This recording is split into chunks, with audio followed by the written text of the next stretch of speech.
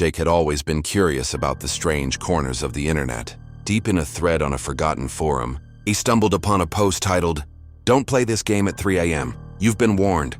It was from 2012, written by a user who hadn't posted again after that single message. The post included a single download link and a vague description. Only works between 3 tars and 3:33 a.m. Play alone. Keep your door closed. Don't answer if someone knocks. Jake didn't believe in curses or haunted games. It was probably just a dumb screamer or a glitchy indie horror, so naturally he downloaded it. The game had no title screen, just a blinking cursor and an 8-bit hallway on loop. It was grainy, monochrome, and there was no music, just a low static hum. He checked the time, 2:57 a.m. He decided to wait. When 3 watts struck, the hallway suddenly lit up with flickering candles, and the cursor changed into a red arrow. Jake clicked forward. Every door he passed had something scratched on it. One door said, "He's watching," another said, "Stay quiet." But the third door, it was open. Jake hesitated, then clicked to enter. Inside was a pixelated figure sitting in a chair, facing away from him. The figure didn't move, but as Jake got closer, text appeared. "Do you hear the knocking?" Right then, someone knocked on Jake's real-life door. 3 soft knocks. Jake froze. He lived alone. Jake's heart slammed against his chest. He whipped his head toward the door of his room, but it remained closed, quiet. Still, the knocking had stopped.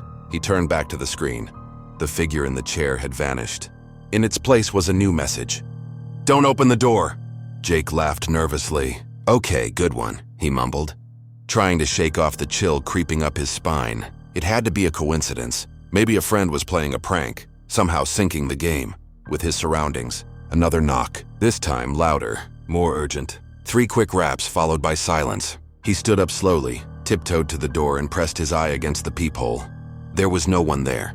He turned back to the computer. The game screen had changed. Now it showed a live feed of his hallway. Jake blinked. The image on screen was unmistakably from outside his door. But how? Then something moved in the feed.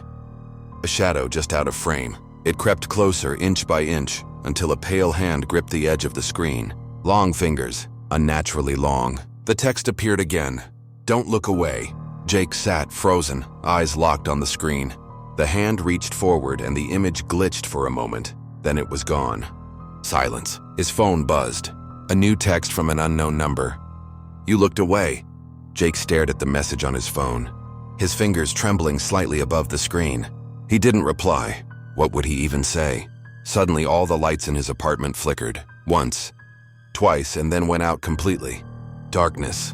The only glow came from his laptop, still displaying the hallway from outside his door. But now as there was something else, a figure. It stood motionless in front of his door, its head tilted slightly as though listening. The image was distorted, like a corrupted VHS tape, colors bleeding, lines twitching. But he could make out eyes, wide, staring straight into the camera. Then the screen went black. The static hum returned.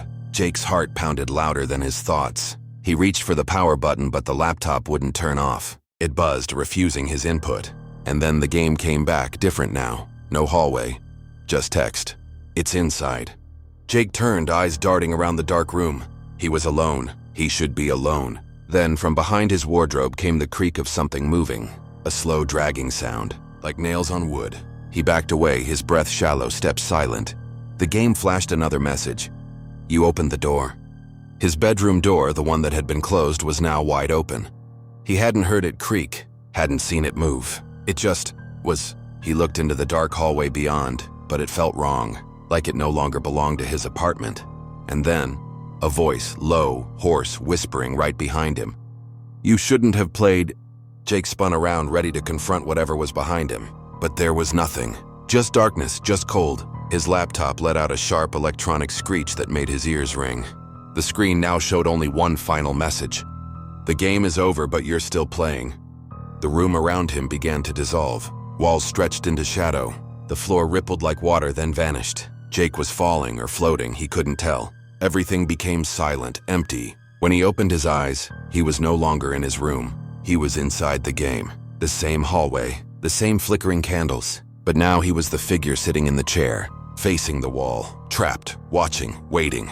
Outside, another player clicked through the hallway, slowly approaching, unaware. Jake tried to scream, to move, to warn them, but all he could do was sit and wait for the message to appear again. "Do you hear the knocking?"